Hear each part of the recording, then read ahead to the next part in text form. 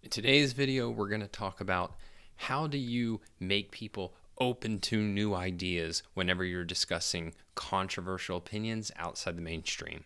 Stay tuned.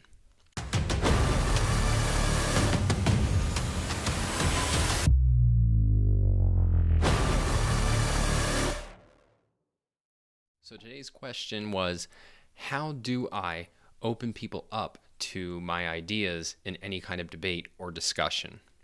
Now, there's a lot of cynicism here where people say, well, you can't.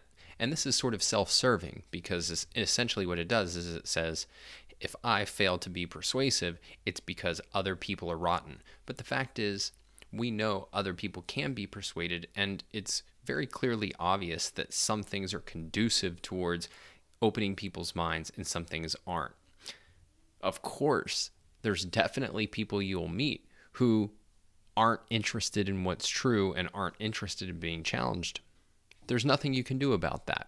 But there are some things you can do about people who are potentially open to new ideas to prevent them from shutting down and to encourage them to open up. So why are people closed off to new ideas, or at least why can they potentially become closed off or resistant to new ideas? And you have to think about what you're doing is you're challenging their worldview. A worldview is something that people cultivate over years, sometimes decades. It's something that has arisen and been reinforced through countless observations, countless thoughts, countless questioning, countless choices that they've made with regard to their own life. So it would be really, really weird if in the course of a conversation somebody just said, oh yeah, I guess my whole worldview is true. You're asking them to challenge and potentially rearrange their entire way of looking at the world and their entire way of living with the world.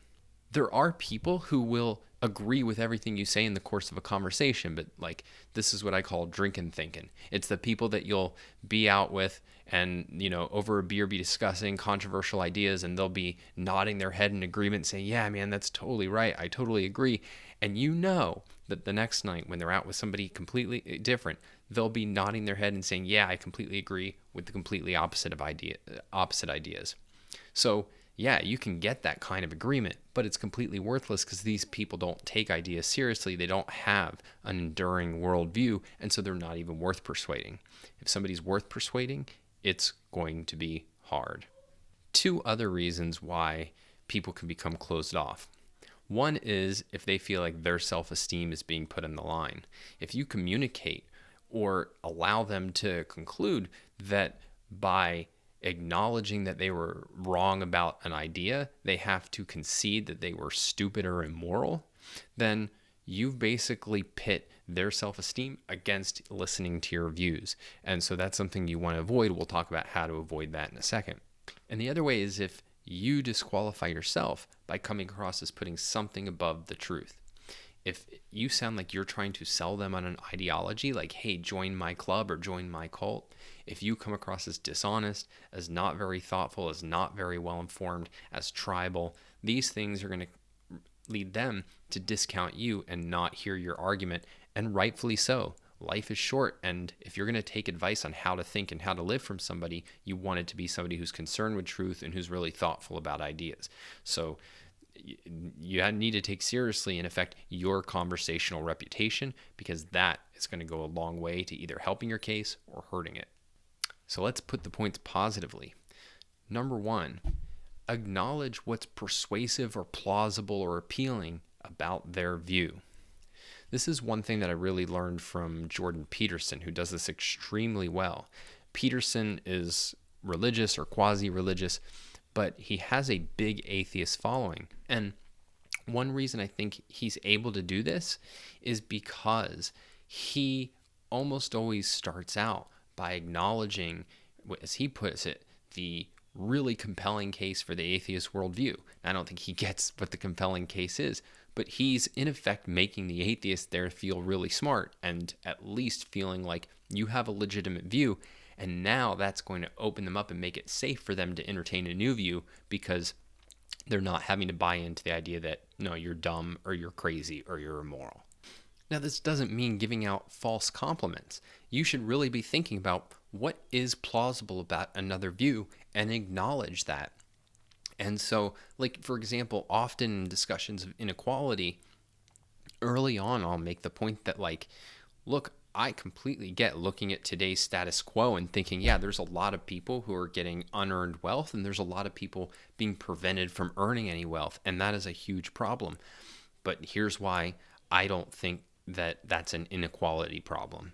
And so, assuming that that's sort of the core thing that's appealing to the person, and that they're not motivated by a kind of deeper view of there's something immoral about success, which you would have to handle differently, that can go a long way to making it safe to say, okay, there's somebody who at least acknowledges or shares my concerns, and they're going to try now to challenge it, but in a way that doesn't make me feel small, doesn't make me feel low, in a way that acknowledges my thoughtfulness and the total legitimacy of me reaching a conclusion which may have turned out to be an error.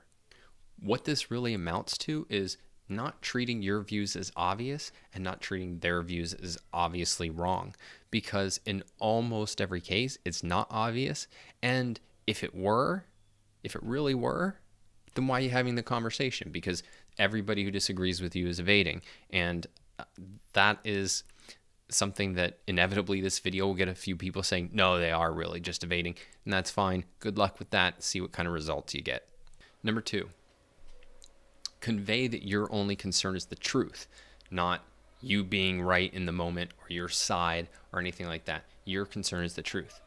Now, I stress the word conveying because you can't just go in and say, well, all I care about is the truth, because basically everybody's going to say that, right? You need to establish it. And how do you establish it? Well, a lot of it is going to be just subtle things about your attitude, about the way you speak. So, for example, one of the most powerful ways in order to convey that you really care about the truth is to say, I don't know, when you don't know something, like acknowledge the things that you don't know. Or in cases where you make a mistake or you get something wrong, like maybe it's just a trivial fact, but just saying, oh yeah, thanks for catching that. What typically happens, and where people discredit themselves, is that they double down on mistakes, bad arguments, errors. They try to defend something where they really don't know what they're talking about, and they know they don't know what they're talking about. And people, particularly smart people, pick up on this. And so the more you can be intellectually honest, instead of thinking like, I'm not going to win unless I show that like I have this airtight, all-knowing case, the more likely it is that you will be seen as somebody who's not really concerned with the truth, and therefore somebody who is concerned with the truth will not be concerned with you. Another aspect of this is not having double standards. This particularly comes up when we're arguing about whose side is right, or we're arguing about which candidate to vote for, and you get into this basically pointless back and forth about who did it first, who did it worse, and there's no real concern for truth. There's no real concern with what standards should we have. It's just basically trying to knock down their right to use a standard against you and to hold you to any standards because, hey, your side isn't perfect either. So, I mean, really in this case, you shouldn't be arguing about those things, or at least it's, you have to know that like you're defending something really imperfect. Like if you're defending a candidate, then you should be the first one pointing out all the flaws of that candidate and acknowledging what's wrong with that candidate, but helping the person in effect come up with a pro-con list that gets to the crux of here's how we need to make a selection among really imperfect options. Number 3, get agreement on a common framework. Sometimes your disagreement will be about fundamental elements of the framework, and I've talked in various cases about how do you deal with that sort of scenario. But in general, people's conclusions, their bad conclusions, usually come from a wrong framework. A framework is a set of methods, assumptions, and goals that shape the way that we're processing and thinking about an issue.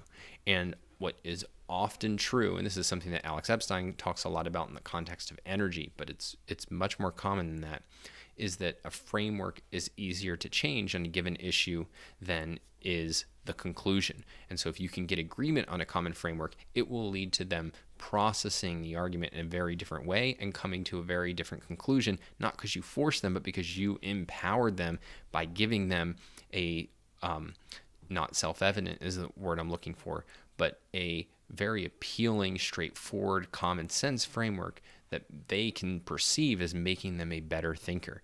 I've given a lot of advice in this in my Persuasion Mastery course, so check it out there. Number 4, and this is really just outlining what I said at the beginning, don't expect agreement on the spot. You're challenging the worldview. You are shaking them up. You're in effect asking them to live their life differently, which may mean getting rid of friends, changing careers, reevaluating their past choices in fundamental ways, having to revisit 1,000 issues they thought were settled and closed. That is a huge ask. That is way bigger than any sort of like conventional sale that a salesman engages in.